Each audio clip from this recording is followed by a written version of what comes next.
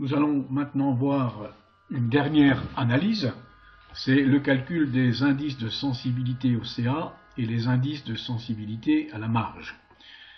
Alors pour pouvoir faire ces calculs, vous devez relever par référence différentes données, c'est-à-dire le prix de vente, le prix d'achat, les quantités vendues sur une période, par exemple un mois, et vous devez mesurer le linéaire développé qui est accordé à la référence.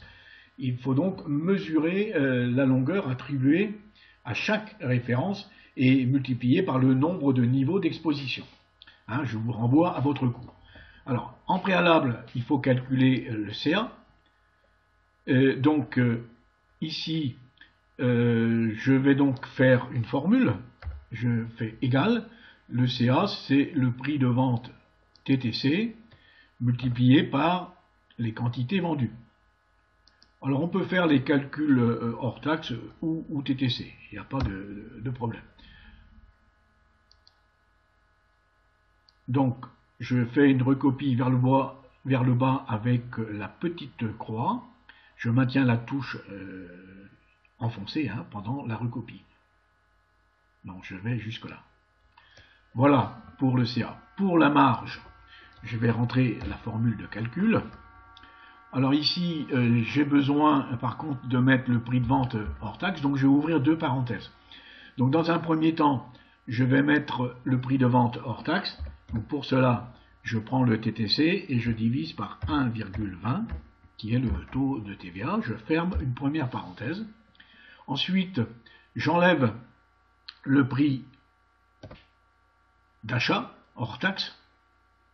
Donc ça me donne la marge unitaire. Je ferme ma deuxième parenthèse et je multiplie par les quantités vendues pour faire la marge totale. J'appuie sur Entrée et ça me donne une marge de 51,87. Donc je vais faire une recopie vers le bas. Alors, il me reste donc à faire les totaux ici pour le linéaire, le CA et la marge. Alors pour cela, je vais ici me placer d'abord le linéaire. Donc je me positionne dans la cellule et j'utilise toujours la fonction f de x, somme, elle m'est déjà proposée, donc je fais OK.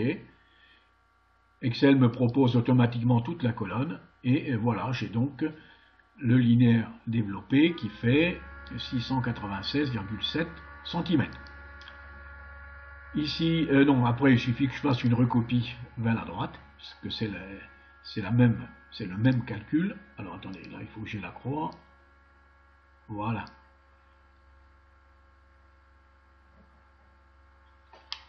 Bon, ici j'ai beaucoup trop de décimales, donc je vais laisser une seule décimale. Donc je vais faire format de cellule avec un clic droit. Donc je vais dans nombre. Ici je vais également dans nombre. Et je ne laisse qu'une seule décimale. Voilà. Maintenant je vais calculer le pourcentage de linéaire occupé par chaque référence. Donc là la formule c'est pourcentage de linéaire. Donc j'ouvre une parenthèse. Donc c'est le linéaire de la première référence divisé par le linéaire total. Je ferme, attention, je mets les dollars pour figer la cellule du total. Quand on fera une recopie, il y a toujours un décalage d'une ligne vers le bas, donc il faut éviter ce décalage. Je ferme la parenthèse et je multiplie par 100. Voilà. 7,42% pour la première référence. Ici, je fais une recopie vers le bas.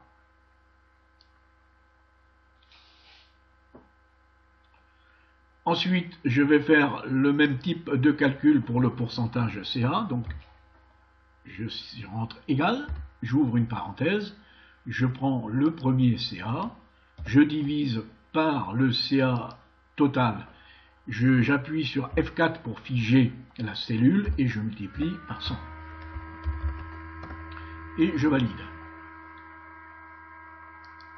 Ensuite, je fais la recopie vers le bas.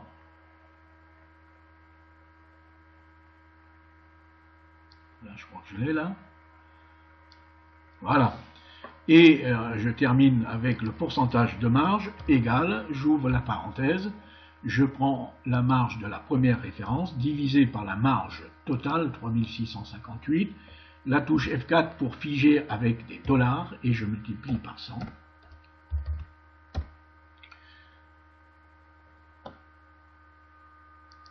Et la recopie vers le bas. Non, là, c'est pas bon.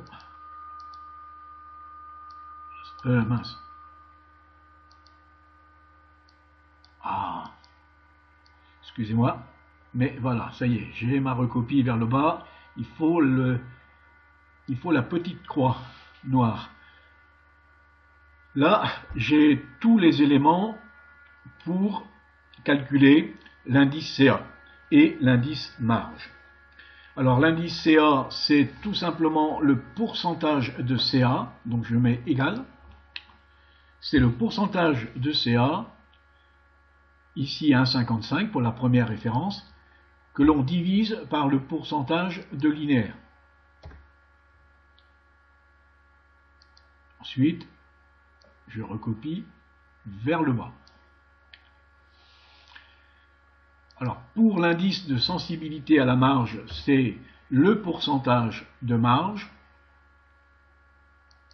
divisé par le pourcentage de linéaire.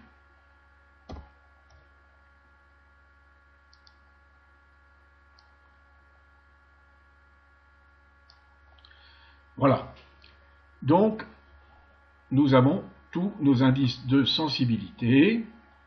Dans le diagnostic qui sera la prochaine vidéo, je vous expliquerai comment interpréter ces indices en termes de performance obtenue par la référence.